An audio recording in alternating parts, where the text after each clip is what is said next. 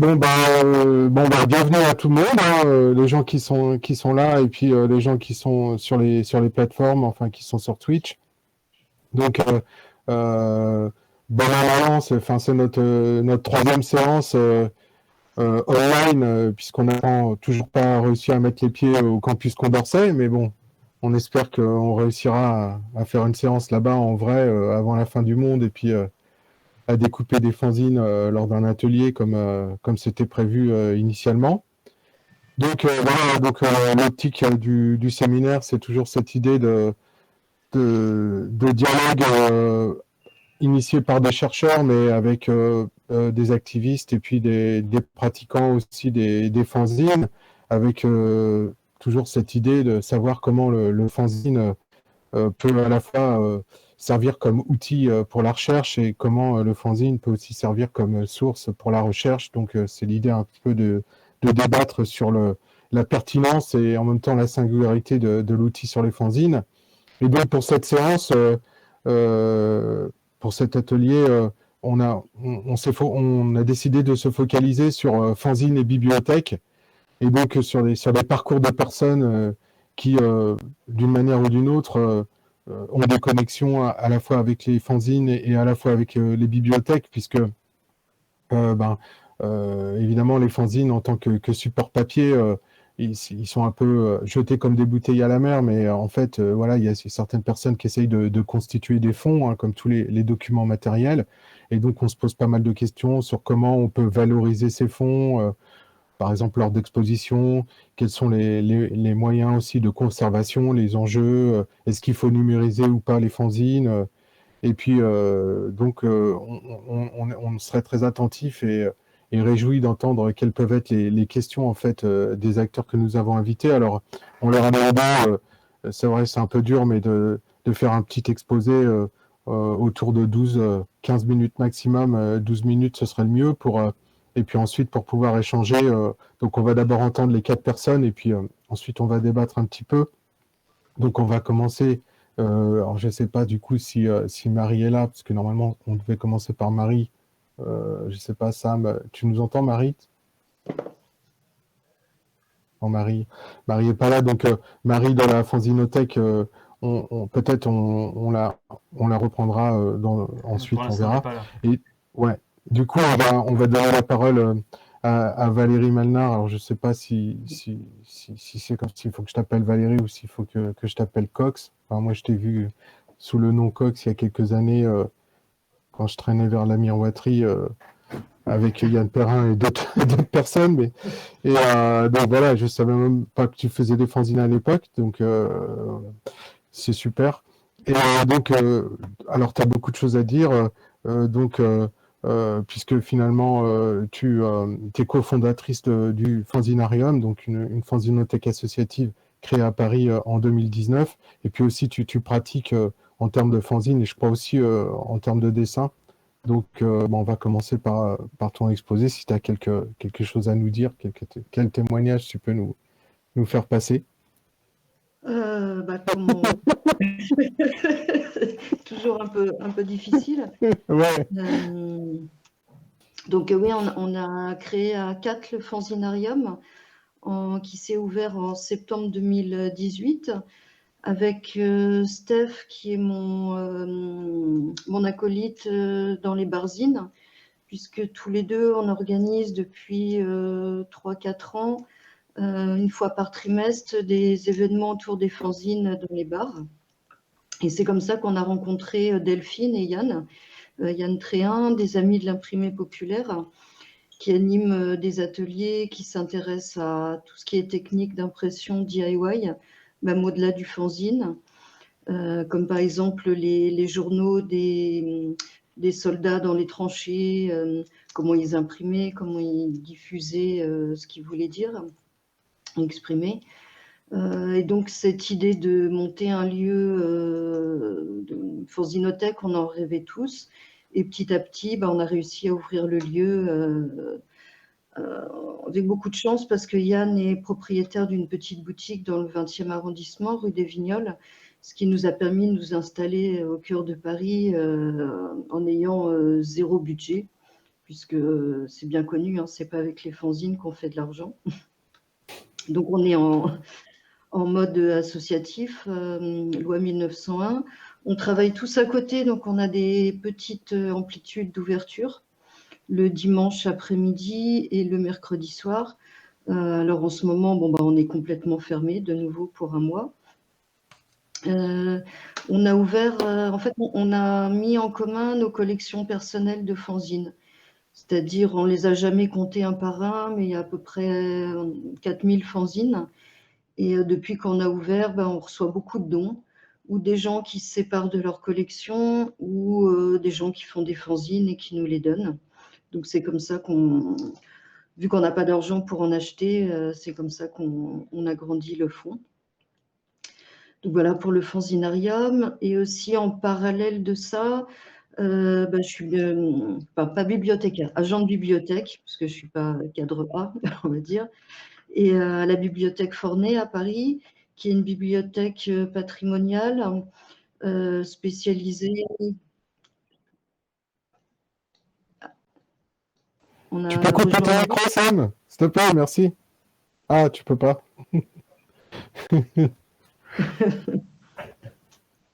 Non, mais t'inquiète pas, tu peux continuer, Valérie. Je pense que je voulais faire ça à côté. Enfin, si ça te déconcentre pas trop. En tout cas, là, c'est Non, ça va. intéressant de voir comment tu arrives à finalement, on commence à voir comment finalement la motivation. Enfin, c'est quoi le but que vous avez derrière tout ça? Donc, il y a plusieurs choses qui sont en parallèle et là, on voit que ça converge. Et donc, tu es en train de nous expliquer que finalement, ce savoir-faire que vous aviez dans votre investissement associatif et bénévole, il était aussi possible parce que toi, tu avais acquis une technique, enfin, à côté d'un point de vue professionnel. Oui, mais enfin, tout est quand même, le moteur, c'est un peu la passion pour les fanzines. Puisque le fonds que j'ai monté, parce que Forney, enfin, pour préciser, c'est une bibliothèque donc spécialisée dans les arts décoratifs, le graphisme, la mode, l'architecture. Et donc, c'est un fonds que de gravzines et fanzines graphiques. Il n'y a pas de fanzine de musique, de poésie, de cinéma. C'est vraiment que du fanzine graphique. Et je m'occupe de ce fonds avant la création du fanzinarium, en fait, puisque les fanzines sont apparus à Forney en 2016. Et ça a vraiment été l'occasion qui fait le larron, puisqu'en 2000, ça devait être en 2015, il y a la médiathèque Marguerite Duras à Paris qui nous avait contactés parce que eux, pendant plusieurs années, ils ont abrité le festival Fanzine Point d'exclamation dans leur mur. Et ils avaient un partenariat, c'est-à-dire que tous les fanzines qui étaient envoyés gratuitement pour le festival et qui étaient exposés étaient après équipés, mis à disposition pour consultation et prêts au sein de la médiathèque. Mais comme le gros problème dans les bibliothèques, c'est la place, et quand ils ont ouvert cette médiathèque, les fanzines n'avaient pas été prévus, c'est arrivé après. Ils sont très vite retrouvés face à un manque de place, parce que le festival d'année en année a eu de plus en plus de succès, donc ils recevaient de plus en plus de dons. Donc c'est comme ça qu'ils nous ont contactés pour nous proposer d'en adopter quelques-uns, sachant qu'on était spécialisés dans les arts et aussi le graphisme et que ça pourrait nous intéresser. Donc ça a été une chance parce qu'il y a des collègues qui savaient que j'étais bien connectée avec les fanzines, donc on m'a mis sur le coup. Notre directrice, notre conservatrice en chef, Lucille Trunel, a trouvé que c'était une bonne idée parce qu'on a aussi des livres d'artistes, à peu près 800 livres d'artistes. Donc il y avait une complémentarité gravzine, livres d'artistes, parce que certaines pièces sont radicalement différentes, mais il y en a d'autres où la frontière est assez ténue entre livres d'artistes et gravzine. Je pense par exemple dans le fond des livres d'artistes, il y a des livres en pop-up sérigraphiés de Philippe Puget. Et c'est vrai que c'est des documents qu'on aurait pu avoir aussi avec les gravzines. Voilà. Et donc, contrairement au fanzinarium, tous les ans, j'ai un petit budget pour en acheter. Donc, il diminue d'année en année. Et la première année, j'ai eu 3 000 € pour monter le fonds. Et maintenant, c'est descendu à 800. Donc voilà. Mais j'ai quand même des sous pour en acheter. Ce qui m'a permis aussi d'acheter des belles pièces.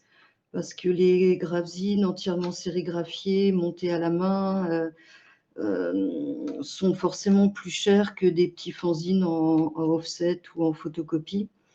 Et le festival fanzine, il y avait quelques belles pièces quand même, mais quand c'est des beaux fanzines qui sont vendus 30, 40, 50 €, les gens ont plus de mal à les donner gratuitement.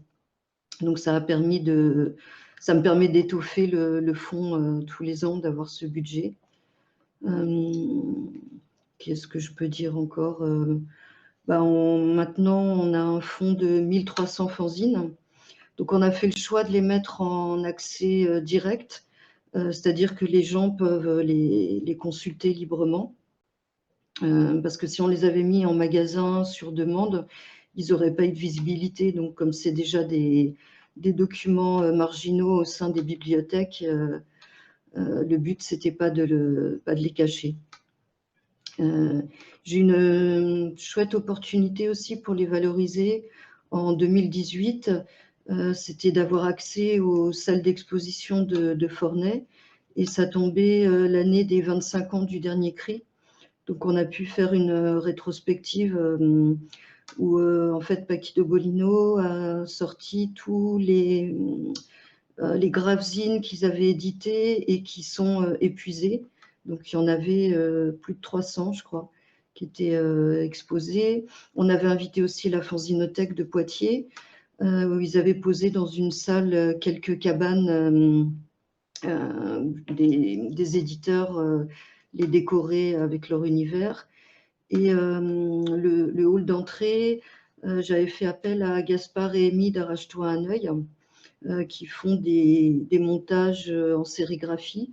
Donc là, ils avaient fait un montage très poétique en papier de soie sérigraphié dans ce grand escalier à l'entrée de Forney. Donc c'était une belle valorisation. Et par contre, malheureusement, je ne suis pas sûre que je pourrais refaire une grande expo comme ça avant un paquet d'années. Parce que Forney, c'est un bâtiment historique. Il y a énormément de spécialités entre les métiers d'art, tout ça, donc on est énormément sollicité. Voilà. Sinon, la valorisation, ça passe aussi par les réseaux sociaux, que ce soit pour le Fanzinarium ou Forney, avec la page Forzine, qui est une page Facebook dédiée aux fanzines, reliée au Facebook de la bibliothèque Forney. J'avais créé aussi un groupe, le Bibliosine, sur Facebook, dans l'idée, comme on fait aujourd'hui, de pouvoir échanger entre collègues bibliothécaires et qui s'occupent de fanzines. Donc, ça a un petit peu de difficulté à prendre, mais en même temps, ça marche, puisque la preuve, là, aujourd'hui, on est tous ensemble pour discuter de ce sujet-là.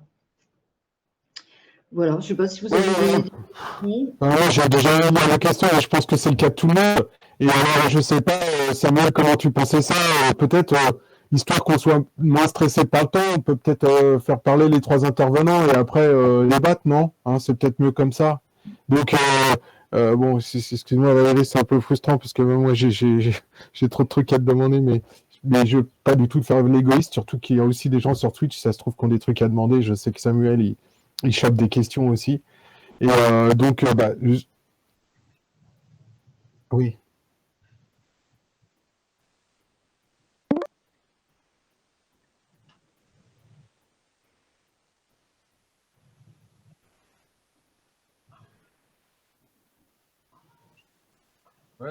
Tu vas faire ça maintenant avant d'entendre Maxwell, c'est ça?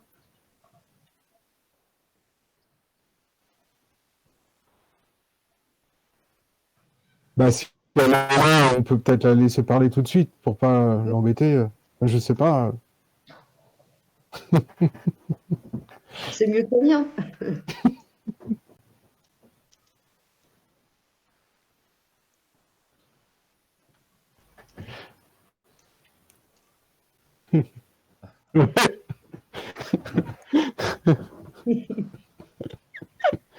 C'est vrai que quand on fait au moins les séminaires en présentiel, en général. Salut Marie. Salut Marie.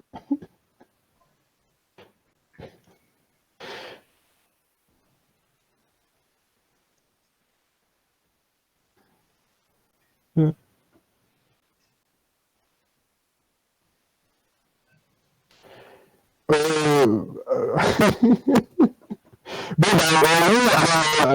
Bon, ce qui est important de dire déjà, c'est que voilà, la fanzinothèque, bon, bah, c'est un lieu hyper important, historique pour tous les gens qui s'intéressent aux fanzines, puisque l'idée c'était un peu de prendre les fanzines au sérieux, comme d'autres publications pendant longtemps, voilà, les fanzines ont été considérées de manière un peu normale, et à partir du moment où la fanzinothèque a essayé de constituer un fonds, bah, peut-être qu'au moins l'image sur les fanzines a changé. Et donc, du coup, bah, Marie, elle a suivi un peu l'histoire depuis longtemps, Marie Bourgoin, et elle est documentaliste, elle est même cofondatrice en fait de cette initiative. Et elle écrit aussi dans des fanzines. Et donc, voilà, Marie, bah, un peu comme les autres, l'idée, ce serait aujourd'hui, quand on travaille sur fanzine et bibliothèque, ce serait un peu que tu nous regardes un peu certains éléments de ton parcours, et puis que tu nous expliques un petit peu comment ça se passe pour constituer les fonds, pour valoriser les fonds éventuellement, et quelles problématiques vous pouvez rencontrer, ou quelles questions, quel enjeu il y a autour de la construction de fonds et la conservation des fanzines, quoi. Ok, j'ai pas tout bien compris, mais ça fait rien. Ouais. Ce que je peux dire, c'est que je travaille à la fanzinothèque depuis son ouverture, donc depuis 31 ans. C'est une collection qui n'avait pas forcément vocation à perdurer dans le temps, parce que c'était un projet assez atypique, mais qui a bien pris et qui a été soutenu par la ville de Poitiers, puisque nous, on est une association subventionnée par la ville, et qui a grossi au fur et à mesure sur ce grand nombre d'années. On estime notre collection à 60 000 exemplaires du monde entier, avec bien sûr une large majorité de titres français francophones, mais des pays assez bien représentés comme les États-Unis ou l'Espagne, l'Italie. Voilà, une très grosse collection qui est présentée dans une très grande bibliothèque. On est situé dans le confort moderne, donc qui est un lieu d'art contemporain et aussi une salle de spectacle, ce qui nous amène quand même un public jeune et puis qui peut s'intéresser aux pratiques du fanzina. C'est un lieu qui est tout neuf, qui a été restauré il y a quelques années, et donc on a un très bel espace, bien ventilé, aéré, tout ce qu'il faut pour les conditions de conservation, et où on présente en fait toute la collection. Toute la collection est mise à la disposition du public. Tous les exemplaires sont consultables. Et pour les habitants de Poitiers, enfin les gens qui sont plus proches géographiquement de Poitiers, on peut aussi faire de l'emprunt. On peut aussi emprunter certains titres. Mais la vocation, elle reste largement vraiment de conservation, quoi, d'essayer de conserver ces petites publications, plus ou moins connues, mais souvent avec des très très faibles tirages. Voilà. C'est tout le but, c'est de les conserver. Plus que de l'exploiter actuellement, je pense qu'il faut d'abord conserver. Voilà. Attends Jérôme, parce que juste, vas-y, repose la question. Je suis obligé de couper, autrement ça fait un écho. Ouais. Et oui, tu peux dire comment vous construisez les collections. Vous achetez les fanzines ou c'est des dons qui vous sont faits Tu me demandes si on les achète ou comment on les reçoit, c'est ça? Oui. Ouais, franchement, je pense que, là, des fois, je fais un peu des petits pourcentages, mais je pense qu'on en achète 1% de ce qu'on a, quoi, pas plus. Nous, c'est pas pour les mêmes raisons que Valérie. Enfin, il y a aussi ce problème que, des fois, les exemplaires peuvent être chers. Mais nous, notre problème, c'est que c'est au niveau de la facturation. Pour acheter un fanzine à 3 €, on est obligé de demander une facture, c'est tout un bazar, et les fanzines sont relativement mal organisées et on a un peu des problèmes à ce niveau-là. C'est pour ça que moi, si je dois faire des achats, je vais plutôt faire de l'achat groupé auprès de petites distros où je pourrais avoir un bout de facture au bout. Ouais, c'est le gros problème, c'est de récupérer les exemplaires, voilà, les acheter. Bon, heureusement, la plupart du temps, ce qu'on reçoit, c'est quand même des dons spontanés, que les gens nous envoient directement leur production. On achète très peu. Voilà. Et bon, donc, du coup, on continuera peut-être le débat à la fin, si tu suis du coup sur Twitch, peut-être pour ce que les autres exposés.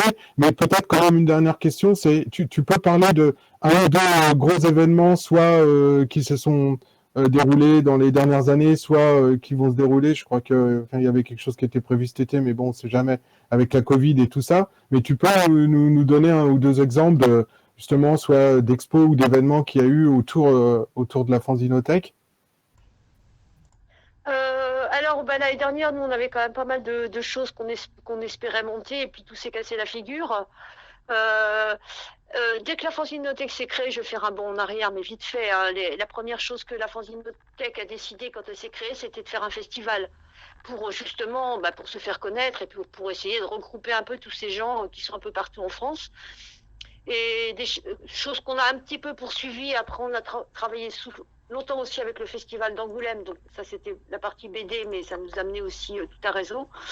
Et sur les événements à venir, là maintenant, nous, on prépare pour cet été, pour la mi-août, fin août, les premières universités d'été du fanzine, où on espère regrouper des gens un peu de toutes les générations, avec l'idée que sur les routes des vacances, une petite halte à Poitiers, il y aura des transats, il y aura du soleil, espérons, et des fanzines, des ateliers, de la musique, des tas de choses. Voilà, c'est ce qu'on met en place pour, je crois que ça doit être vers le 19 août 2021. On sera invité? Ça vient parce que je vais organiser, mais alors ça ne sera pas comme le colloque entre Fanzinothèque que j'avais prévu l'autre fois, ça va être un truc un peu plus coolos. Mais on va essayer de se rencontrer, on n'est pas nombreux à faire ce métier, et à échanger un peu sur nos pratiques, nos expériences, et nous tuyauter mutuellement. Avec grand plaisir. Ouais. Bientôt vous envoyer un message. Peut-être avant qu'on passe à Maxwell, je ne sais pas, quelqu'un d'autre a quelque chose d'urgent à dire, peut-être Non, ça va, on discutera un petit peu. On continuera. La date de création de la Fanzino, c'est 88 ou 89? Marie, 89. 89, d'accord. Ok. Septembre. Bon. Alors, hop. Comment dire? Est-ce que j'ai mis le micro? Ouais, c'est bon, j'ai mon micro. Donc, alors, le gars qui vient de parler, il s'appelle Maxwell. Il pose des questions sur les années 80 parce que pour dire que ça fait longtemps qu'il est dans la place, en partie, puis c'est vrai. Donc voilà, Maxwell qui est bibliothécaire, qui a créé cette association Scène de Rock en France qui fait des expositions et qui a sorti un bouquin ultime qui s'appelle d'ailleurs Scène de Rock en France. Alors du coup, moi j'essaye de conceptualiser la notion de scène, mais lui il l'utilisait déjà avant le fait que moi j'essaye de le conceptualiser, donc respect aussi pour ça. Et surtout, il fait des fanzines depuis les années 80. Alors du coup, moi je me demandais s'il était vegan parce que c'est lui qui avait créé le légume du jour, mais bon, on m'a dit que je sais pas si c'était peut-être une idée erronée. Et donc voilà, donc tu pratiques à la fois comme documentaliste et comme créateur de fanzine. Alors si tu peux nous donner quelques éléments que tu penses importants à la fois dans ton parcours et aussi sur quelle place les fanzines et les collections prennent dans ta vie, voilà, et quels sont les enjeux peut-être aussi. Ouais, alors moi, en fait, effectivement, j'ai les deux casquettes, on va dire activiste, fanzineur et puis bibliothécaire depuis 85 d'ailleurs. Mais si je reprends dans mon histoire, parce que j'essaie un petit peu de cogiter, moi j'étais fils unique en grande banlieue, donc je me suis intéressé au rock via la radio. Et puis finalement, je me suis rappelé qu'il y avait un travail qu'il fallait faire quand j'étais en classe de 6e, il fallait faire la une d'un journal. Et en fait, un travail de groupe, puis finalement, je ne me suis pas entendu avec les autres, j'ai fait ça dans mon coin, et finalement, j'ai eu la meilleure note. Donc, on va dire, mon premier travail d'édition, ça a été faire la une d'un journal. Et puis, après, quand j'avais, je sais pas, 15-16 ans, j'avais une grand-mère qui était un peu un personnage, donc je me suis amusé à créer un petit journal pour elle. J'ai dû faire 3 ou 4 exemplaires. Donc je faisais déjà de la photo, même si je ne développais pas encore mes photos, mais donc du coup j'avais fait les photos, quand elle venait à la maison, je la prenais en photo, etc. Et puis j'avais fait un 4 pages avec genre des mots croisés, des choses comme ça.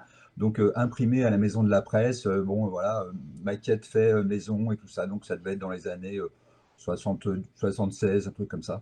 Et puis évidemment, donc je me suis formé en écoutant vraiment la radio au niveau du rock et du monde. Voilà, j'avais pas de frères, pas de sœurs, pas de cousins à proximité, pas vraiment de copains encore qui écoutaient de la musique, même si. Et donc en 77, à la mort d'Elvis, bah, finalement, je suis passé de Salut les copains à Best Rock and Folk. Et évidemment, après, quand j'étais au lycée, euh, comme tout le monde, on a commencé à s'échanger les disques, à copier sur des cassettes. Et j'ai intégré le club journal du lycée où, en fin de compte, bah, j'ai pris une place importante en terminale. Je me rappelle que j'avais plus de temps au CDI qu'en cours, en fait, à faire aussi un numéro spécial sur la poésie, à faire finalement quelques articles déjà sur la scène rock française qu'on avait envie de défendre en fait, parce qu'on voyait bien qu'il y avait une scène qui apparaissait et qu'elle était un peu méprisée en fait dans la presse nationale. Donc voilà, en 79-80, voilà, dans ce journal, j'ai dû faire mes premiers pas, mes premiers articles. Et puis bah, j'avais envie un peu de devenir rock critique ou un truc comme ça, mais bon, je n'étais pas bon en anglais. Enfin bon, donc du coup, j'ai commencé à envoyer des articles dans le courrier des lecteurs de Rock and Folk, et puis j'ai dû avoir quelques papiers qui sont passés au début des années 80. J'ai commencé à fréquenter évidemment les concerts à Paris, même si j'étais un peu en lointaine banlieue. Et puis je suis passé des gros concerts, David Bowie, Police, tout ça, à des concerts plus confidentiels que j'ai découverts, des concerts aux cascades, des concerts organisés par les Baroques, etc. Donc à voir un petit peu l'émergence de cette scène musicale qui apparaissait, qu'on a un peu nommé le rock alternatif, mais qui était en fait une scène française en ébullition qui va se passer dans les années 85. J'ai commencé à faire de la radio en 84. Voilà, vu que j'étais passionné par la radio, j'étais content d'en faire moi-même. Et puis à cette occasion, ben, en fait, j'ai découvert qu'il y avait des concerts pas très loin de chez moi, à la ferme d'Emraville, où il y avait les Berus, où il y avait toute une scène qui traînait. En allant à Paris, ben, j'ai découvert à la librairie Parallèle plein de fanzines, donc il a été une source d'information importante pour mon émission.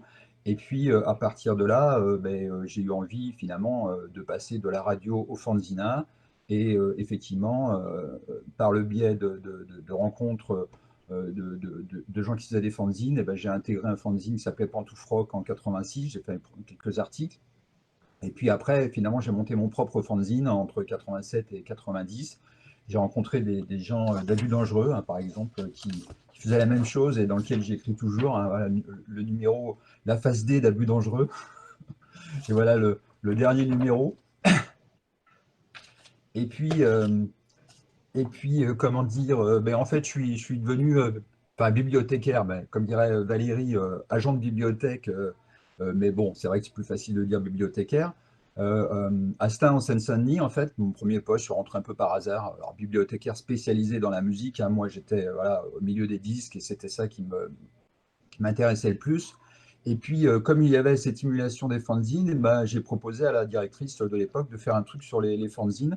Et en fait, ben, quand j'en ai parlé à Samuel il n'y a pas très longtemps, il m'a dit: ah bah ouais, non, mais ça se trouve que tu étais peut-être le premier, quoi. Et donc, en décembre 85, j'ai fait en fait une expo sur les fanzines à la bibliothèque de Stein, en fait. Alors, j'avais écrit à plein de gens, notamment j'avais écrit à David Dufresne, hein, qui nous fait le lien avec la Fanzino, parce que David Dufresne habitait à Poitiers. Il avait déjà commencé à faire des expos-ventes de fanzines avec son fanzine qui s'appelait Tant qu'il y aura du rock. Il m'a donné plein d'adresses à travers la France de dépôts, de fanzines et tout ça. J'ai écrit un petit peu à tout le monde. J'ai encore les lettres, je crois, en fait. Voilà. La lettre que j'avais envoyée à tous les fanzines. Donc j'ai récupéré plein de fanzines en fait, à travers la France. Et j'ai monté effectivement une expo en faisant 3 panneaux d'historique en fait, qui rappelaient un peu ce que j'avais trouvé comme information sur l'histoire des fanzines. Donc, il y avait des fanzines BD, gravzines, plus des fanzines musicaux. Et du coup, ouais, voilà, ça c'est moi avec cette expo. Voilà.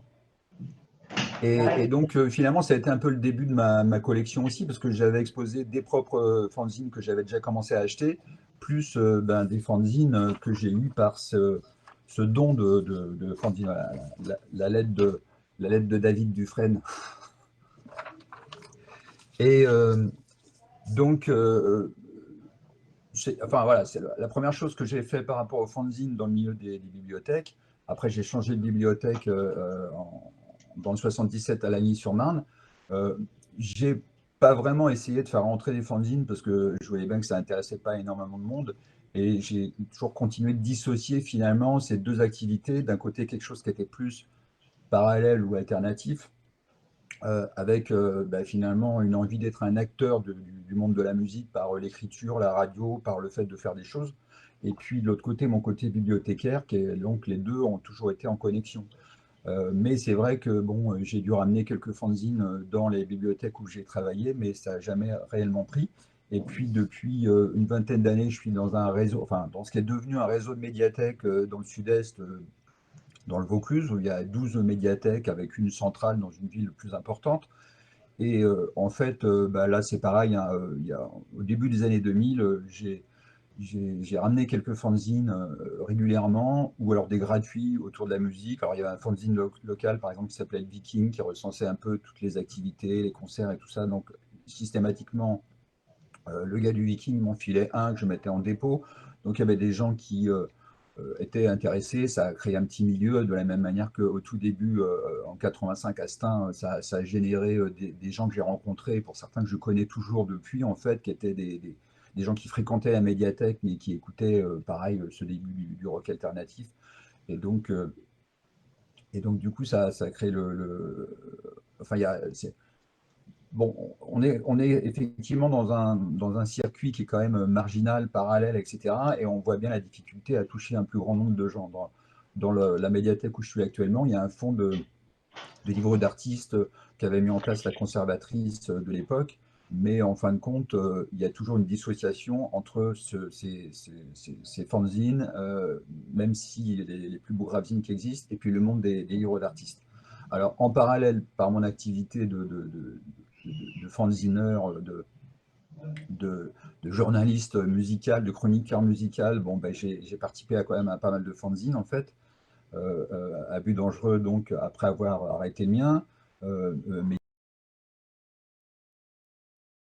qui s'appelait Le Caméléon, en fait, qui recensait tous les lieux de concert, etc., qui faisait des news que je rédigeais en partie avec d'autres, où je faisais la maquette, enfin, etc. Et puis évidemment, j'ai été invité pas mal de fois à la Fanzinothèque au début, parce qu'il y a très longtemps que je ne suis pas retourné. Mais donc j'ai participé aux premières rencontres qu'il y a eu en 89, en 90, en 93, et voilà, brièvement, on va dire. Et puis, effectivement, j'ai fait ce livre Scène de rock en France en 93 avec François Poulain, photographe, où le réseau des fanzines et des contacts que j'avais à travers la France a permis à ce que je puisse déposer chez les disquaires ailleurs ou par des contacts ce livre qui était malgré tout chez un éditeur, mais on en a vendu en fait beaucoup de nous-mêmes. Là-dessus est venue l'idée de monter une expo déclinant le livre et puis d'autres expos. Et puis finalement, cette expo, elle a tourné un petit peu partout dans des médiathèques, des festivals, des lieux et tout ça.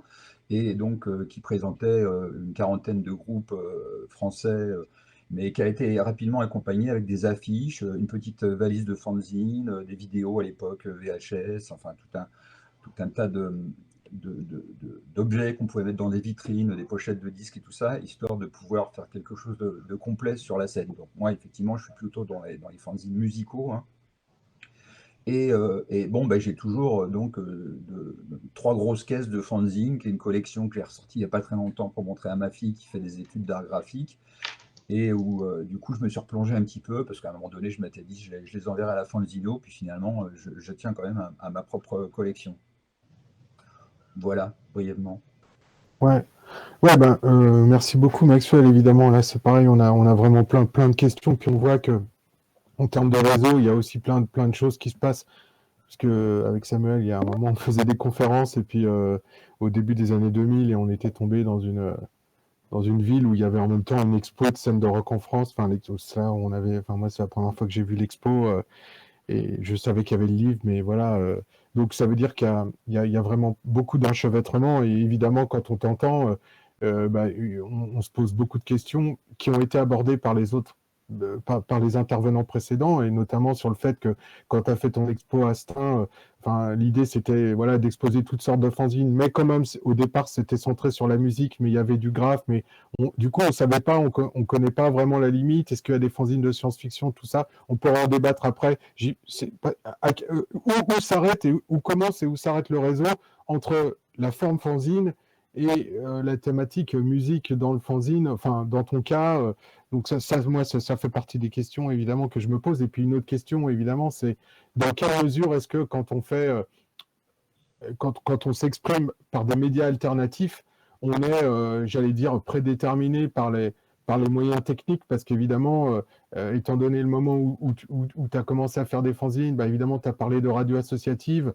tu as parlé de photocopie, tu as parlé de VHS, mais ça veut dire, est-ce que, disons, la frontière, est-ce que le gouffre est trop fort entre, disons, la matérialité et d'un autre côté, les webzines et l'expression alternative par Internet, ou est-ce qu'il y a des jonctions avec Internet? Ça, c'est des questions évidemment qu'on se pose. On pourra peut-être en débattre un petit peu après. On va juste avant quand même écouter le témoignage de Maël Ranou, qui du coup là va en partie nous reconnecter avec la question de l'université aussi, puisque lui, il est doctorant à Versailles-Saint-Quentin. Alors justement, je me demandais s'il était plutôt doctorant en histoire ou en infocom. D'après ce que j'ai regardé sur Internet, j'ai vu que tu étais plutôt doctorant en infocom avec une forte dimension historique. Enfin, ça, c'est des questions de chercheurs qu'on va peut-être se poser après. Mais surtout, tu es donc auteur et éditeur de bande dessinée. Donc toi, tu étais plutôt rentré dans le fanzine par la BD. Et là, tu fais aussi un fanzine qui s'appelle Gorgonzola. Donc voilà, si tu peux nous redonner des éléments sur ton parcours et sur peut-être ton rapport aussi à la construction de fonds, aux bibliothèques, aux médiathèques, ou voilà, pendant une dizaine de minutes pour qu'on débatte après.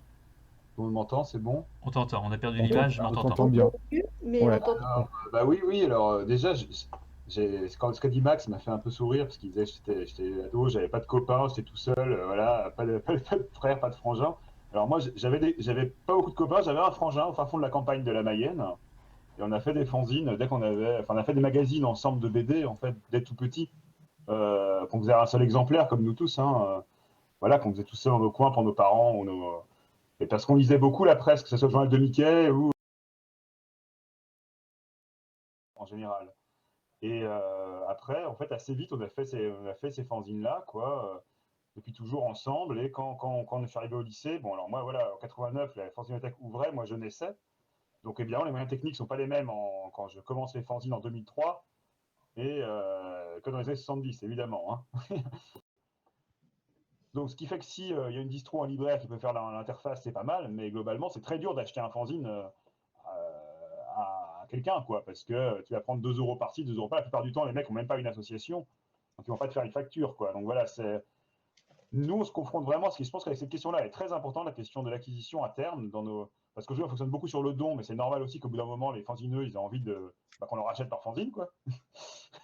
Parce qu'on pratique beaucoup soit l'échange de fanzines, soit voilà, la vente, même si on ne fait pas pour l'argent, il y a un moment, ça commence à coûter du fric. Donc voilà, il y a plein de questions comme ça qui se posent, et là, j'essaie de faire un petit tour, moi, c'était un projet que je devais faire pour l'anniversaire de la fanzinothèque, là, qui a été décalé et que j'espère toujours faire. Un petit tour des comment on fait des fanzines, comment on classe des fanzines en bibliothèque, comment on achète des fanzines en bibliothèque en France, et comment on les présente. Donc à Fornay, bien sûr, hein, dans les fanzinothèques particulières, privées comme enfin pas privées, mais associatives, comme à Poitiers, mais même d'autres, comme il y a eu à Toulouse, mais qui a disparu, comme il y a un peu partout. Je sais qu'à la bibliothèque de Nantes, à bibliothèque Fumetti, hein, à la manufacture.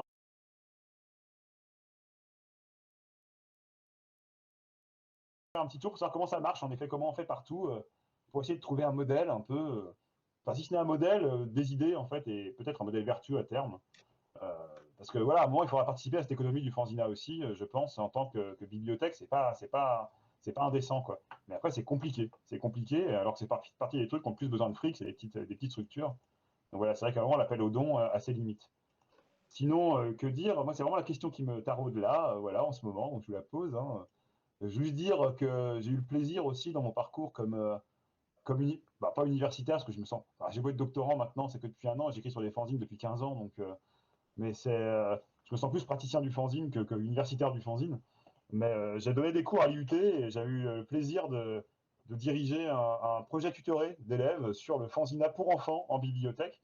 Donc c'est vrai qu'il y a eu le gros travail de Élie Bouquet sur les fanzines en bibliothèque et les fanzines pour enfants. Donc elles avaient fait ce petit travail et c'était vachement intéressant aussi, notamment toute la potentialité qu'il y a à côté d'ateliers et de redécouverte, de création de fanzines en bibliothèque, là, qui est très importante aussi. On n'a pas évoqué, mais je pense que tout le monde on l'a fait dans des ateliers.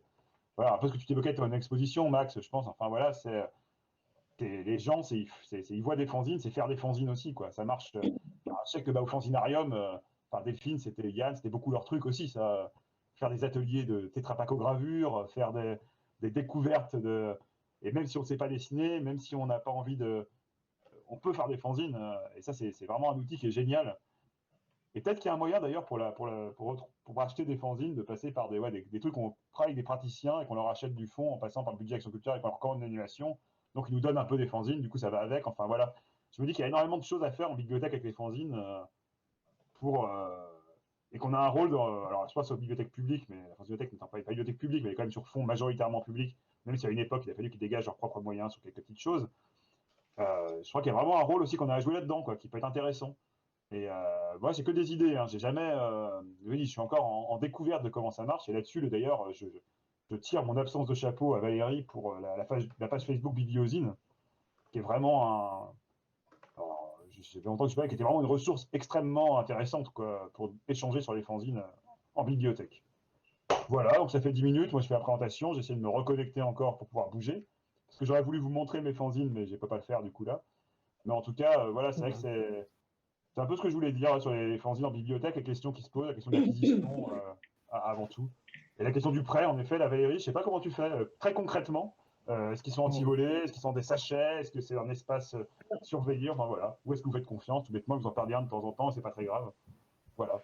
Déjà, nous, ils sont uniquement en consultation sur place, mais il n'y a pas de prêt parce que les gravzines, il n'y a pas de lecture quasi. Enfin, il y en a très très peu avec du texte, donc c'est vraiment visuel. Donc l'emprunt, quand c'est des belles choses sérigraphiées avec des pliages, je ne sais pas si ça se voit là, mais c'est un très gros, le Narok du dernier cri. Où, voilà, c'est un grand format, il y a des choses qui se déplient dans tous les sens, bon, c'est pas très clair. Donc ce genre de choses, on n'a pas tellement envie que ça se balade à droite, à gauche. Mais après, on fait confiance aussi, puisque là où ils sont situés sur la mezzanine de la bibliothèque, il n'y a pas de poste de renseignement, où il n'y a pas de collègues qui sont là à regarder ce que les gens font. Mais bon, on ne peut pas vivre tout le temps dans la parano. Voilà. Alors, nous, l'équipement, on a la chance d'avoir, c'est très technique là, une machine qui s'appelle le Colibri, donc qui coupe et qui chauffe, et en fait, ça donne comme un protège-cahier, donc ça abîme pas le fanzine. Si. Ouais, on voit pas bien là. Si, on voit l'idée quand même. Hein. Ça plastifie ouais. la page. Mais ce qui permet si on veut l'exposer dans une vitrine ou quoi, de l'enlever, le remettre, et en même temps, ça protège le fanzine. Pour l'estampillage, on a une petite pince qui fait un estampillage en relief sur la page, donc qui est plutôt joli et discret. On met un petit antivol dans chaque. Donc pour l'instant, on a encore dans les marchés des petits antivols blancs. Donc j'arrive toujours à le cacher pour que ça se voit le moins possible. Il y en a vraiment quelques-uns qui sont tellement colorés qu'il y a la barre blanche au milieu. Voilà. Donc c'est comme ça qu'on les équipe en gros. Et moi aussi, ce que je voulais aborder qui me questionne beaucoup, c'est bibliothèque et fanzine. J'ai remarqué que ça tient toujours sur des gens comme nous. Ça s'entend, on est tous passionnés de fanzine. Donc on y met beaucoup de cœur. Moi, c'est sûr que le matin, quand je me lève, j'y vais pas à reculons. Je suis contente d'aller à mon travail, d'être payée pour bosser sur des fanzines, c'est génial. Mais ça fait 2 fois que je refuse une promotion pour changer de grade parce que je suis obligée de signer un papier qui après me fait changer de bibliothèque. Donc, je préfère rester un échelon en dessous et m'occuper de mon fonds parce que j'ai remarqué que souvent, quand des fonds sont développés en bibliothèque autour des fanzines et que la personne s'en va, bah derrière, 9 fois sur 10, le fonds, il se casse la gueule. C'est ce qui s'est passé à Duras. Ouais, c'est ce que j'avais demandé. C'est ce qui s'est passé avec Lise Fauchereau à la BNF, avec les Gravesines aussi au Centre Richelieu. Donc ça, c'est vraiment un questionnement. Donc là, en ce moment, on a eu pas mal de nouveaux collègues plus jeunes aussi qui sont arrivés à Forney, plusieurs qui sont intéressés par les fanzines. Donc, je commence à faire un petit peu de la formation. Enfin, ça m'embêterait quand même de partir un jour de Forney et que derrière, il n'y ait personne qui reprenne le bébé.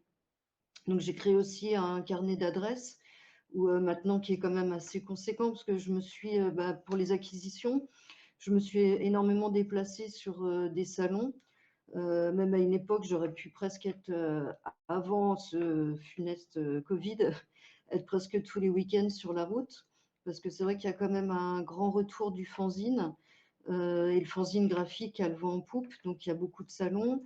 Donc c'est le meilleur moyen de rencontrer les artistes, les collectifs, les connaître en vrai. Voilà. Au tout début, j'ai fait les premières acquisitions plutôt dans les boutiques, les librairies comme le Mont en l'air, la galerie Art Factory, qui ont des fanzines dédiées. Et maintenant, c'est vrai que je préfère d'une manière globale les acheter directement aux artistes ou aux micro-éditions, parce que comme ça, l'argent va directement aux artistes. Mais donc, du coup, oui, j'ai un carnet d'adresses à transmettre si quelqu'un derrière reprend le fond. Voilà, qu'est-ce que je pourrais dire aussi Mais, non, je sais pas comment, du coup, si Samuel, si tu veux transmettre des questions des gens de Twitch ou si on commence d'abord par voir si les gens, les intervenants ont des questions à se poser les uns et les autres. Je sais que quand tu avais fait la problématique pour cette séance, tu avais aussi posé la question de la numérisation. Je sais pas si parce que quand Maël disait ouais, c'est toujours compliqué de prêter des fanzines et tout ça, vous avez donné des exemples sur la consultation et le prêt, mais est-ce que, comme ça a été un gros débat à la Fanzino, mais voilà, qu'ils ont commencé à numériser une grosse partie de la collection, qu'est-ce que vous pensez de la numérisation et plus largement de la question du numérique par rapport à toute l'activité? Enfin, je ne sais pas si c'est une question qui vous intéresse ou pas. Parce qu'évidemment, puisque tout le monde est dans la liste, ça doit être compliqué à numériser. Enfin, ou alors, il faut prendre des photos. Enfin, on peut plus scanner. Enfin, je sais pas comment. La numérisation. On va prendre la parole. Comme je suis frisé, je préfère le dire aux doigts, mais vas-y Valérie, je viens après. La numérisation, je pense que c'est intéressant sur les vieux documents. D'ailleurs, à la Fanzino, ils numérisent uniquement les vieux fanzines des années 70-80 en photocopie, parce que la photocopie n'était pas de très bonne qualité à l'époque, donc à force d'être consultée, ça s'abîme. Mais tout ce qui est contemporain, moi, je pense pas que pour l'instant, il y ait vraiment un réel intérêt à numériser des documents contemporains. Il y a la question des droits aussi qui se pose. Mais sur les vieux documents, oui, c'est intéressant. Je vois à Forney, bon, on a des documents, des vieux périodiques du 19e siècle. Il y a d'énormes chantiers de numérisation qui sont en cours. Mais pour l'instant, on n'a pas envisagé de mettre les Gravesines en numérisation. Bon, c'est pareil, le fonds de Forney, c'est un fonds qui est très contemporain, puisque les Gravesines fin 70, 80, où on peut dire que c'est à peu près l'époque où les Gravesines sont apparus, sont devenus des objets de collection qui ils se vendent très cher. Donc, on a fait le choix d'acquérir que des fanzines actuelles. Donc, on a quelques fanzines des années 90, mais c'est vraiment pas l'essentiel de la collection. Et de toute façon, ils vont tous devenir vite collector, puisque un fanzine, hein, c'est entre 30 et 300 exemplaires, on va dire, au niveau du tirage.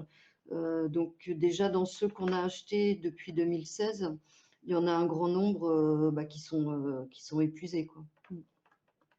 Et j'ai oublié de préciser quand même tout à l'heure, c'est que ils sont tous quasiment en libre accès, mais il y a une infime partie qu'on a mis dans les magasins en accès indirect, pour la simple raison que c'est des formats microscopiques.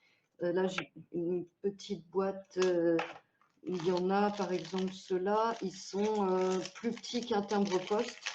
Donc c'est des tout petits fanzines tout mignons. J'en sors un, je ne sais pas si vous voyez. Voilà, ils sont de la taille d'un ongle. Donc ce genre de choses, c'est évident qu'on ne peut pas trop le laisser en accès direct. Il y en a, ils sont tellement géants que du coup, c'est pareil, on ne saurait pas où les poser. Et certains portfolios aussi avec des planches, parce que pour la question du vol et de la conservation de l'objet, on n'a pas envie de mettre un antivol sur chaque planche. Donc là, je suis en train de préparer une petite liste qui va être mise à côté du fond. Comme ça, les gens peuvent regarder aussi la liste et se dire, ah bah tiens, j'aimerais bien consulter celui-ci, je peux le demander. Il y a celui-là aussi que vous connaissez peut-être, le pizza, le TV Party. Donc c'est un fanzine dans une boîte à pizza sérigraphiée. Et quand on ouvre, il y a un petit autocollant avec la sauce piquante, une petite serviette et un fanzine en pizza. Hop, voilà. Et qui se... Il en parle. Avec... Ouais, bon, c'est pas très pratique. Et à l'intérieur, bon, voilà, c'est un gravzine avec des illustrations. Donc, c'est des gens de Bordeaux, la Mondo Zéro, qui ont fait ça. Donc, c'est pareil, ce genre de choses, c'est en consultation indirecte. Et puis, de temps en temps, quand on fait des vitrines dans l'entrée de la bibliothèque avec des thématiques, on peut mettre ce genre de fanzine pour les valoriser. Voilà, voilà. Tu avais commencé à parler. À Jérôme, compléter peut-être. Déjà, bon, comme j'ai retrouvé ma caméra, je vous montre juste la couverture de The World of Fanzine, voilà, parce que j'en ai parlé tout à l'heure. Donc, qui est moche par ailleurs, hein, mais bon, voilà, c'est quand même le premier livre sur les fanzines des années 70. Là, on ne voit pas, t'as retrouvé ta caméra, mais on le voit pas. retrouvé, hein. Voilà, et du coup, juste dire sur le numérique, ça a quand même un intérêt. Puis, bon, un grand intérêt, tu l'as aussi, Samuel, pardon, voilà. Mais ce qui est intéressant, c'est que l'auteur de ce livre, bon, après j'arrête cette diversion, là, c'est que c'est celui qui avait écrit Seduction of Innocent, donc le livre anti-comics des années 60, qui a créé la censure dans les comics, qui en même temps adorait les fanzines de BD pour adultes. Mais il voulait pas que les enfants en lisent. Bon. Voilà, bon, bref, c'est pas le sujet. Je vais juste dire sur le numérique, c'est quand même un grand intérêt pour la recherche. Hein. Voilà. Moi, c'est vrai que la Fanzinothèque, bon, je suis adhérent, donc j'ai le droit de demander accès à leurs fonds numérisés des fois, parce que pour des questions de droit, ils peuvent mettre tous les trucs trop récents, en effet, en téléchargement. Et comme disait là, en fait, même depuis les années 70, hein, comme les droits d'auteur, 70 ans après la mort de l'auteur, autant dire qu'il n'y a aucun fanzine qui est. Enfin, il y en a qui sont en domaine public. Enfin, non, il n'y a pas en domaine public, sauf ceux qui les auraient mis éventuellement en copyleft tout de suite. Ou en, voilà. Mais bon, on va dire, quand il y a des trucs qui sont inconnus, qu'il y a des textes, on ne sait même pas qui c'est très dur de trouver même des fois des gens. Mais il m'est arrivé de demander à la Fanzinothèque s'il y avait dans leur numérisation certaines choses, je voyais qui m'intéressaient, et comme j'étais adhérent, je pouvais recevoir par mail, voilà, mais c'est réservé à un cercle restreint, voilà, et pour des questions de recherche. Mais c'est vrai que moi, ça m'évite d'aller à Poitiers physiquement, de Laval, ça fait quand même 4 heures de route, enfin 3 heures de route, peut-être, parce qu'Angoulême, c'est 4. Voilà, pareil pour la BNF, quand j'y vais, c'est bien, mais voilà, c'est vrai que le numérique a cet avantage-là, on va dire, de permettre une recherche plus large. Et moi, je travaille sur la BD québécoise, en fait, dans mon doctorat. Donc, je vous avoue que depuis le début de mon doctorat, je n'ai pas vraiment pu aller consulter les fonds au Québec. Et heureusement qu'on m'a envoyé des scans de trucs, y compris de fanzine.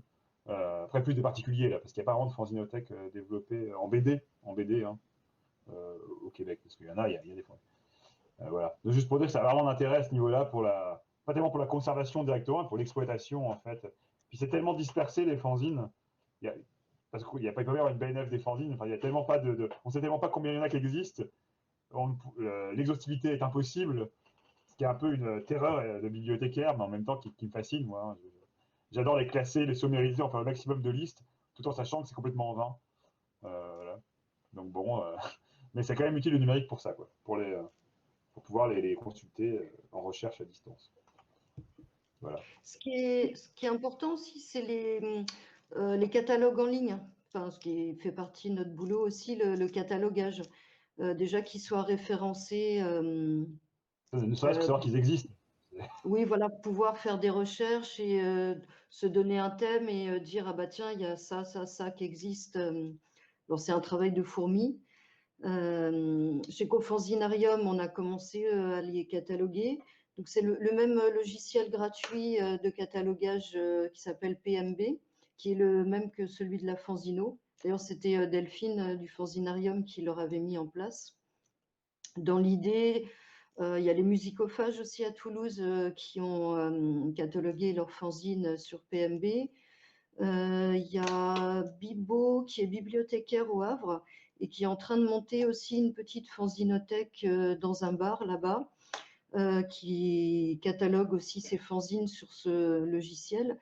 Et dans l'idée, ce serait à plus ou moins long terme de pouvoir être en réseau, comme les réseaux de bibliothèques municipales.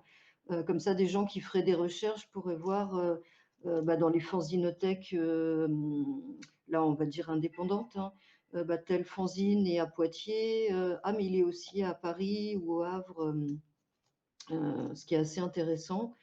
Et aussi par rapport au catalogage, ce qui est bien, nous, avec PMB, c'est qu'on peut mettre des vignettes. Donc, quand on appelle un fanzine, on a la couverture qui s'affiche. Ce qui est d'autant mieux pour les gravesines, comme ce sont des objets purement graphiques. Et ça, c'est un petit peu ma frustration par rapport au catalogue à Forney. C'est que pour des raisons de droit, et comme ils ne passent pas par Electre, donc Electre, c'est un peu une centrale d'achat pour les libraires et les bibliothèques. Quand on passe par cet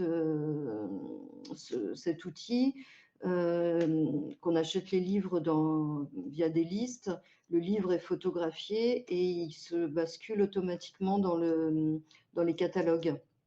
Mais évidemment, les fanzines sont achetés par d'autres biais hors marché. Donc, je n'ai pas les petites vignettes sur le catalogue, ce qui est dommage, bah, comme je disais, pour des fanzines graphiques, parce qu'on se rend mieux compte du travail d'un artiste ou d'un collectif quand on a l'image. Donc là, c'est le prochain chantier où je commence à aller travailler au corps pour réussir à obtenir ça. Donc, ma chef m'a dit, bah, tu sais, tu en as peut-être pour 2 ans. Je lui ai dit, bah, c'est pas grave, même 2 ans, si au bout du compte, on arrive à avoir les vignettes,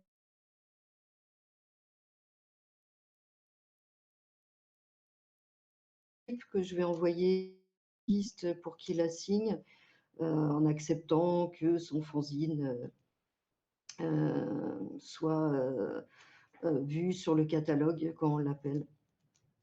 C'est vrai que le problème du droit d'auteur, du droit de propriété se pose dans les bibliothèques. Bon, à Forney, c'est évident, à la fanzinothèque, bah, se pose aujourd'hui, mais c'est pour moi, en tant que fanzineur, pour moi, ce que je produis, ce que j'ai produit, c'est en accès libre. Enfin, pour moi, ça fait partie du principe du fanzine, en fait.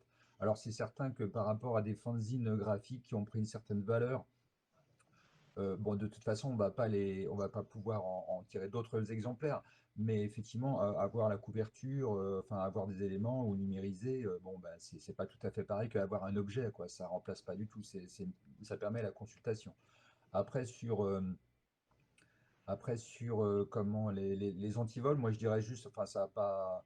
Mais je sais que nous, dans notre réseau de médiathèque, on a supprimé finalement les antivols sur les documents depuis environ 3 ans. Donc plus de problème de portique, de trucs qui sonnent, etc.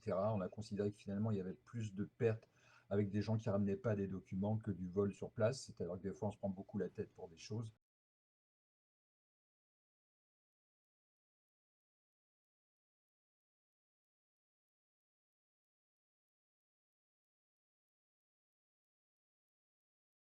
Voir quand même les conserver, quoi. Donc, j'ai eu l'occasion l'année dernière de passer voir Valérie à Fornay et de voir le fond de Gravezine. Et, euh, et c'est vrai que moi, même si, comme je l'ai dit tout à l'heure, finalement, j'ai pas vraiment réussi à faire rentrer les fanzines dans ma médiathèque, à part un abonnement à But Dangereux ou à quelques fanzines qui étaient des fanzines qui avaient des abonnements, puisque c'est vrai que se pose le problème de l'achat pour des choses qui valent 2 euros, 3 euros, 5 euros et qu'il faut acheter directement.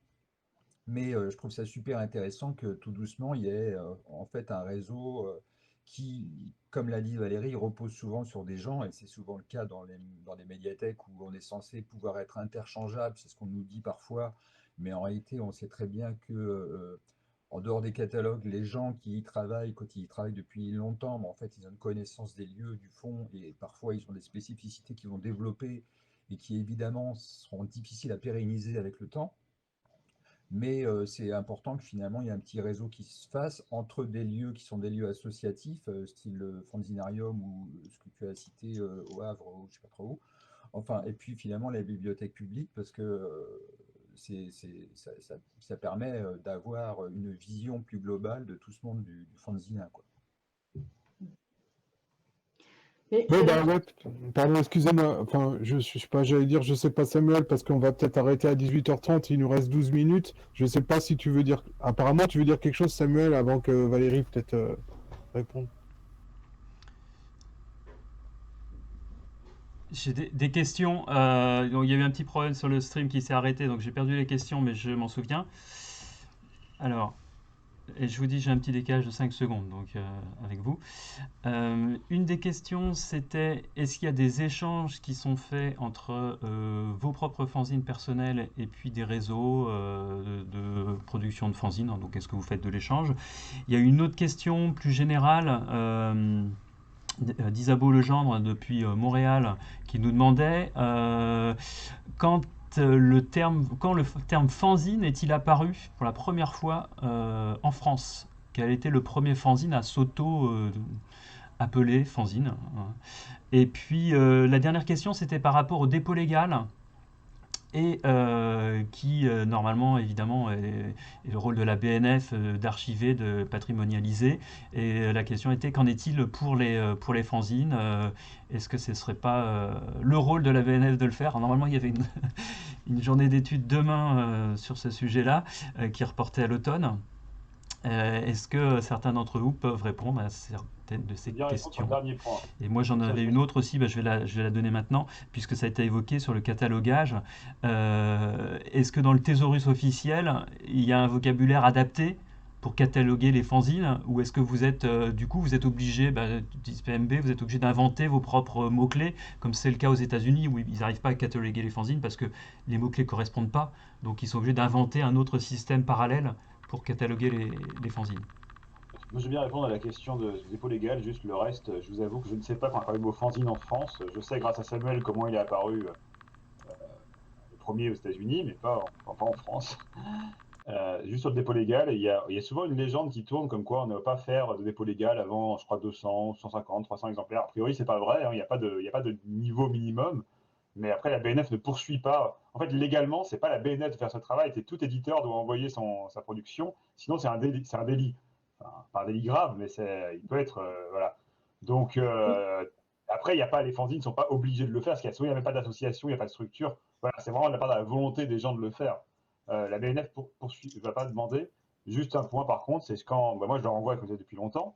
Et Ceci est mon corps, là, qui est mon fanzine, par exemple, qui est censé être qui est un égomestriel. Donc, un égomestriel, il n'y a pas vraiment de parution précise.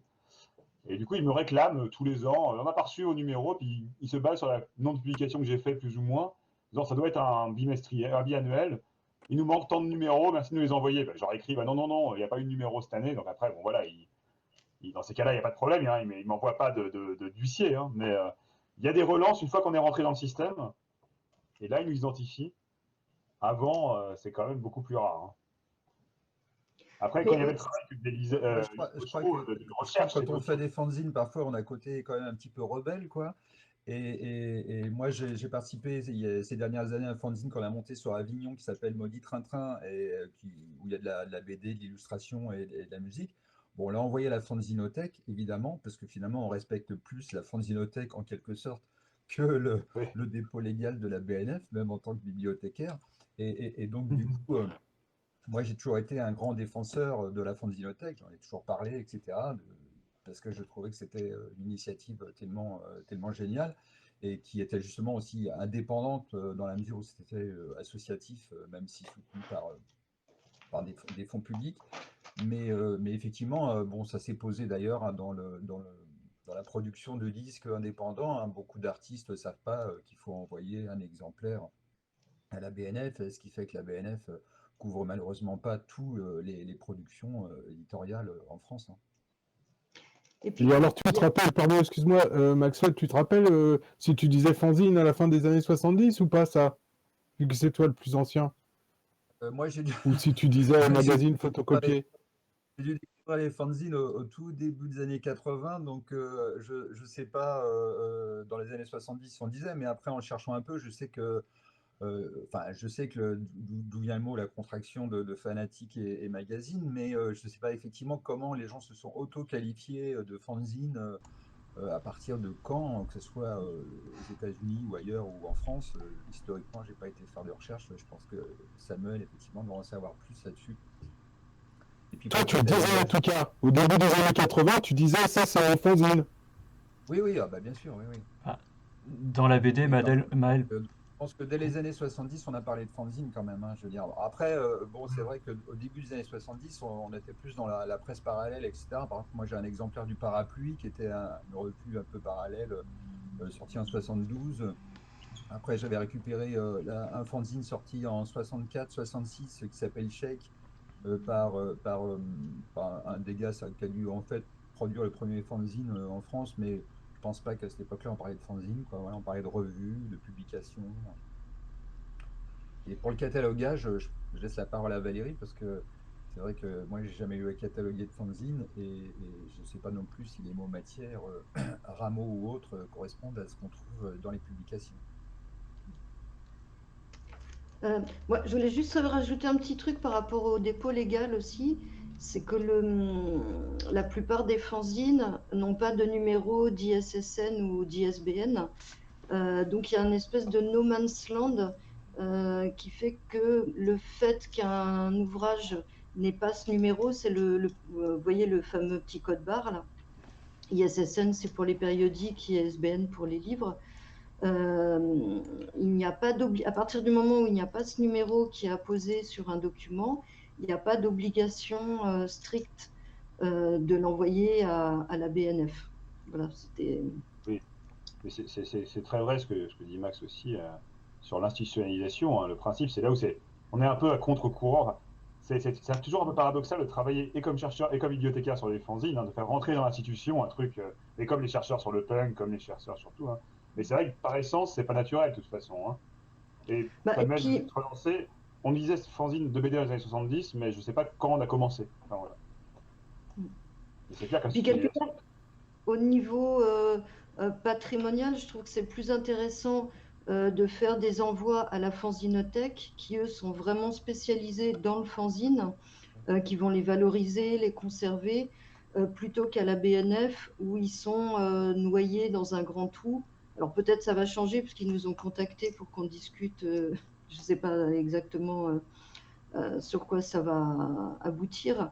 Mais je vois quand la médiathèque Marguerite Duras a décidé de se séparer de ses fanzines, donc Fornet a récupéré les fanzines graphiques, la médiathèque musicale a récupéré quelques fanzines de musique, mais il y en avait très peu, parce qu'eux aussi ont commencé à... ils ont retrouvé dans leur cave des vieux cartons de fanzines des années 80-90. J'ai des collègues qui travaillent là-bas où on a un peu tous les mêmes parcours. Comme Maxwell le disait, bon voilà, issu de la scène alternative des années 80, voilà. Et la directrice de Marguerite Duras à l'époque voulait tous les autres, ceux qu'on récupérait pas, les envoyer à la BNF. Et moi j'ai fait oulala, non non surtout pas, envoyez-les plutôt à la Fanzino parce que là-bas ils sont spécialisés dans le fanzine, donc c'est plus intéressant. Et effectivement, je me disais, il risque d'y avoir beaucoup de doubles. Mais comme c'est encore un autre réseau, ce festival Fanzine à Paris, qui est plus une nouvelle génération avec beaucoup de jeunes issus d'écoles d'art, le renouveau du fanzine, de la micro-édition, il s'est trouvé que ils étaient contents à la Fanzino parce qu'une grosse partie de ce qu'ils ont récupéré, ils ne les avaient pas. Donc voilà. Sinon, par rapport au catalogage, moi, j'avoue que quand j'ai commencé à m'occuper on m'a laissé le bébé à Fornay. Dans le cadre de mes fonctions, je pratiquais pas vraiment le catalogage. J'avais fait une formation, initiation pour un petit peu comprendre tous ces dollars, machin, à quoi ça correspondait, parce que c'est quand même un langage assez spécifique. Et du coup, on a eu avec le service informatique des bibliothèques de la ville de Paris, ceux qui sont dans le côté patrimoine, je suis allée les voir pendant plusieurs jours, donc avec deux grandes spécialistes du catalogage et moi, ma petite connaissance sur les fanzines, on a fait une petite brochure de B à bas du catalogage du fanzine. Donc, c'est du bricolage. Et je trouve que ça va très bien avec les fanzines, puisque voilà, le fanzine, par essence, c'est aussi bricoler maison. Et par contre, le mot graphzine et fanzine a été créé dans les mots matières dans le réseau des bibliothèques de Paris. Donc, dans les vedettes matières, il y a graphzine et fanzine qui ont été créés exprès. Voilà. Donc maintenant, c'est rentré dans le. Et je vois par exemple dans l'équipe du Fanzinarium, bon, Delphine est documentaliste, donc dans le cadre de son boulot, elle fait aussi un petit peu de catalogage. Mais Yann et Stéphane ne sont pas du tout bibliothécaires dans leur vie. Voilà, et ils se sont mis au catalogage parce qu'après, bon, c'est aussi une manière de référencer, donc le titre, l'auteur, s'il y a une édition, l'année, le format, couleur noir et blanc, un petit résumé. Je pense que sur des logiciels comme PMB, avec une mini formation, tout le monde peut se mettre à faire du catalogage de base. Voilà, pour répondre à la question. Bon, excusez-moi, moi en tout cas, je sais pas vous, mais il faudrait qu'on termine dans pas trop longtemps. Mais en même temps, je tripe un maximum, j'aurais tellement de questions à poser, donc c'est complètement contradictoire. Et en tout cas, moi, bon, si jamais j'avais juste une petite question à poser, c'est que je me rends compte que finalement, c'est comme si votre activité, elle était à mi-chemin entre, enfin, d'une certaine manière, entre celle de bibliothécaire et celle de conservateur d'œuvres, enfin, un peu comme dans un frac, quoi. Enfin, il y a un côté comme ça. Et ce que je vois, c'est que pour être un petit peu impliqué dans les expos sur la culture rock, ou plus largement dans les expos sur les cultures populaires, puisque de plus en plus maintenant dans les musées, dans les expos, il y a l'idée de montrer les cultures populaires, et notamment la musique populaire sur le rock. Ça veut dire que j'imagine que vous devez être de plus en plus sollicité. Est-ce que vous êtes sollicité? Est-ce que par exemple, je sais pas, quand la Philharmonie, je sais pas, fait une expo sur la musique, enfin sur un artiste de musique populaire, ou quand une ville veut faire une expo sur je sais pas, le rock dans la ville, etc. Est-ce que du coup vous êtes sollicité pour montrer du coup ce que vous avez en fond?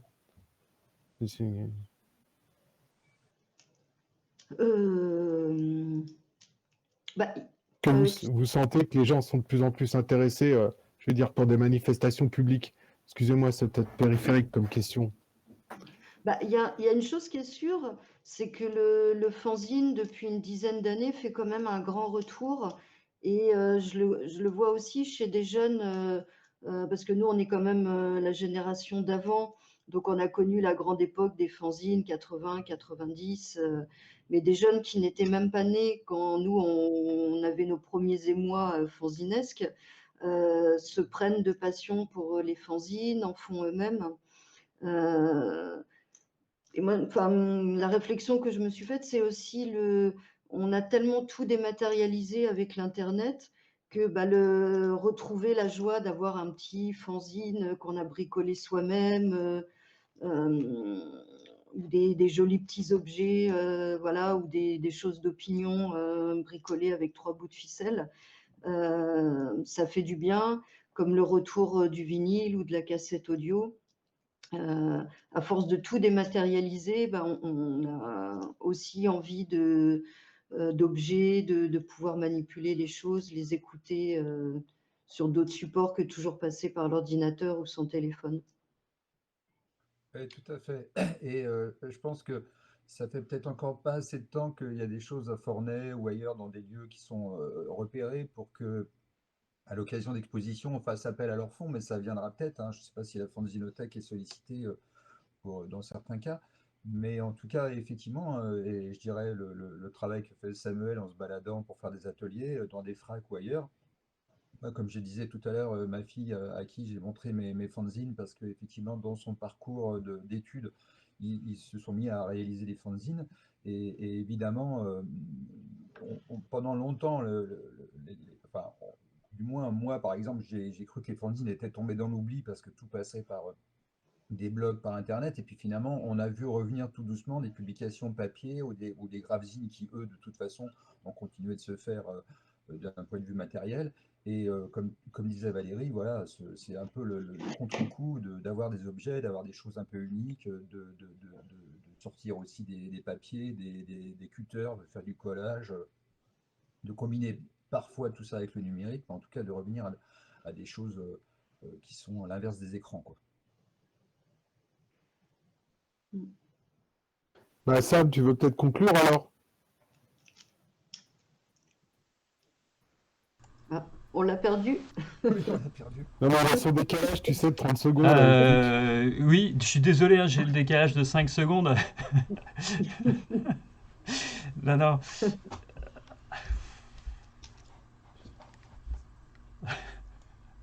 Je vous écoute bien. Oui, je pense c'est une discussion qu'il faudra qu'on reprenne en présentiel, comme on dit maintenant. Et puis, surtout, il y a plein de sujets, moi, que j'aurais aimé aussi qu'on aborde. C'est le côté archive, parce que là, on parle de fonds documentaires, finalement, catalogués, mis en place en bibliothèque, etc. Mais il y a aussi les archives. Je sais qu'il y en a un petit peu à la Fanzinothèque, hein, les maquettes originales, les correspondances. Et en fait, il y a la question aussi des collections privées. Parce que je pense que les plus grandes collections de fanzines, peut-être la Fanzinothèque mise à part, elles sont éparpillées un petit peu partout en France, chez des particuliers. Je sais qu'il y en a plein derrière Maxwell, il y en a plein derrière moi. Et tout ça, en fait, ça vient se compléter par rapport à une collection comme celle de la BNF, qui est un petit peu officielle via le dépôt légal. Et c'est peut-être ça une des particularités quand on fait de la recherche sur les fanzines, c'est que finalement, on n'a pas un lieu où on va tout trouver suivant le sujet qu'on aborde. Avant de démarrer, je parlais de fanzines de foot avec Maxwell. Là, je signale, il y a juste ancré dans la tribune là, qui vient de sortir. C'est une espèce d'anthologie des fanzines de supporters de foot. Donc le numéro 2, il fait 350 pages. Le numéro 1, il fait 150 pages. Donc déjà, en 2 numéros de fanzine, ils ont fait 500 pages sur l'histoire des fanzines de foot. Et ça, voilà, c'est encore un autre univers. C'est pas les mêmes connexions. Et c'est ça une des difficultés, je pense, de la recherche sur les fanzines. C'est qu'il y a les bibliothèques officielles, il y a des bibliothèques associatives, et puis en même temps, il y a des collections privées. Et c'est l'articulation entre ces différents univers, en fait, qu'il faut réussir à faire, à connecter, pour que, d'un point de vue de recherche, hein, c'est un peu ce qui nous intéresse ici, on puisse traiter un sujet de fond en comble.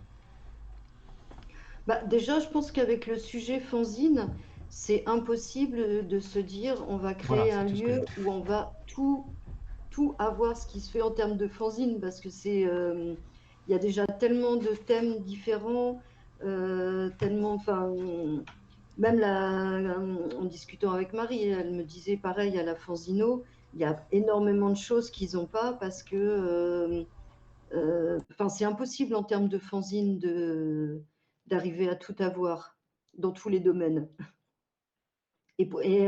Pour rebondir par rapport à ce que tu disais sur les collections personnelles, justement, ce que je disais tout à l'heure, la base du fanzinarium, c'était vraiment ça.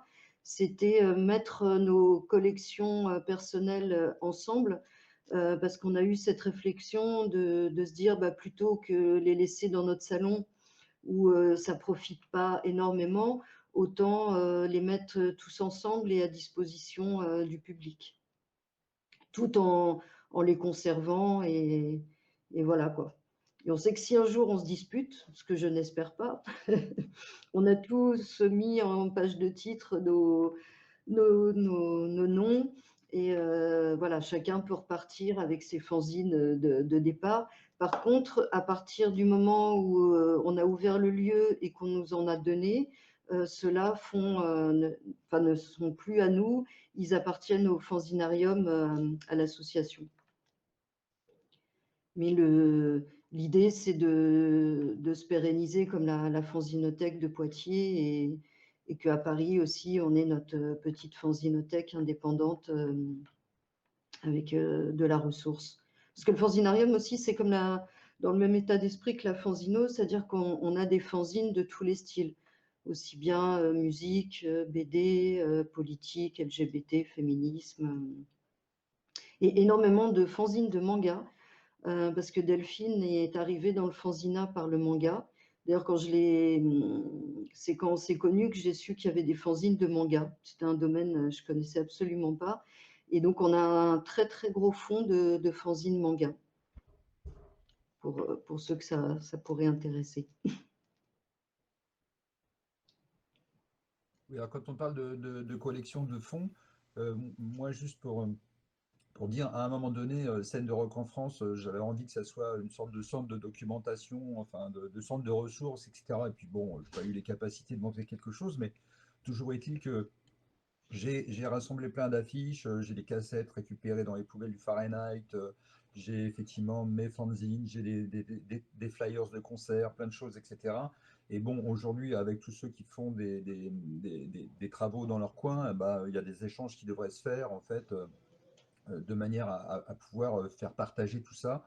Et effectivement, mon propre fonds de fanzine, comme cette excellente initiative, si je pouvais localement le mettre à disposition dans le même principe, ça serait vraiment bien parce que c'est une très bonne idée de partager, quoi, voilà. D'où l'idée, comme je parlais tout à l'heure, pour les fanzinothèques indépendantes, d'avoir un catalogue commun, dans l'idée après de pouvoir le mutualiser et que les gens fassent des recherches dans une base de données de fanzines issues de plusieurs fanzinothèques. Ouais. Je ne sais pas si je suis très claire. C'est très intéressant, ces trucs de voir un catalogue commun. Moi, j'ai trouvé ça très clair et très bien. J'ignorais cette initiative, je la trouve très très bien. Mm. Ouais, j'ai pas Bon, grand-chose. on n'en est pas encore là, hein. Ouais. Mais pour les années à venir, c'est l'idée. Parce que déjà, avec un fanzinarium, on doit peut-être plutôt approcher les 5000 fanzines que les 4000 maintenant. Et il y en a en plus d'un an, juste un peu plus de 1000 qui sont catalogués. Donc c'est vraiment un travail de fourmi. C'est d'arrêter d'envoyer des C'est ça. une activité annexe en plus de nos boulots respectifs à plein temps. Donc Mais voilà. je crois que Samuel est au téléphone, mais je crois que c'est la fin. Alors... Ah non, il n'est pas au téléphone, c'est son casque. Mais le mot de conclusion, pour moi, ça serait surtout de dire que je suis enfin, quand il n'y a pas les archives, j'ai regardé les miennes qui sont minuscules, mais c'est vrai que là, il y a un truc très intéressant aussi. Hein, et on l'a vu même en dehors des fanzines, chez les éditeurs de bande dessinée, par exemple, Artefact qui avait fait un fanzine, mais a coulé, ses archives ont disparu. Ils les ont conservées dans un box pendant 20 ans en espérant les donner à un musée ou à un truc. Le musée de la BD d'Angoulême ne les récupère pas. Finalement, ça a été vidé par erreur par le Conseil général des Yvelines, qui s'est gouré de box. Et tout ça est parti à la benne. Et c'est quand même très déprimant, quoi. Après, on n'est jamais à l'abri, hein. Même dans le cadre d'une fanzinothèque, Elle peut brûler. Hein. il peut y avoir une inondation, un incendie, un vol. D'où l'intérêt de le mettre quand même à la BNF, à la fanzinothèque, au fanzinarium, partout, quoi. Oui, mais je dis, le fanzinarium peut aussi cramer. C'est la morale de l'histoire, tout peut cramer. Ouais, Ouais.